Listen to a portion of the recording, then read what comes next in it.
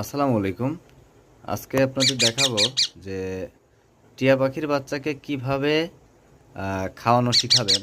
কারণ অনেকে জানেন না যে টিয়া পাখির বাচ্চা কতদিন বয়সে একা একা খাইতে শিখে, নিজে নিজে খাইতে শিখে। তো আমার এই টিয়া পাখিটাও নিজে নিজে খাইতে চায় না বা চাইতো না। তো একে আস্তে আস্তে আমি কিছুদিন যাবৎ হ্যান্ড ফিডিং করাই। হ্যান্ড ফিডিং করানোর পরে ওর অভ্যাস হয়ে গেছিলো। তো হ্যান্ড ফিডিং ছাড়া অন্য কোনো খাবার খাইতো না। তো এখন যেহেতু টিয়া পাখির বাচ্চার সিজন, বৈশাখ জ্যৈষ্ঠ মাসে তো লিচু বা আমের একটা সিজন আসে। তো এদেরকে ফল, আপনারা ফল দিবেন। প্রথমত যদি 15 ml করে খাবার খাওয়াইতেন হ্যান্ড ফিডিং, তখন হচ্ছে ওদের 5 ml করে খাবার দিবেন সকালে।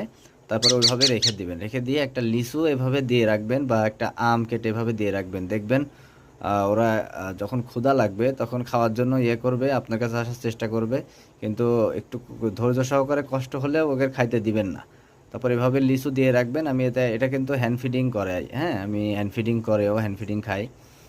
তো এই যে লিচু দিয়ে দিছি, এখন এই যে নিজে নিজেই খাচ্ছে। এখনও কিন্তু এই যে ডাকছে আমার হাতে খাবে বলে, কিন্তু আমি খাওয়াচ্ছি না, ভিডিও করছি।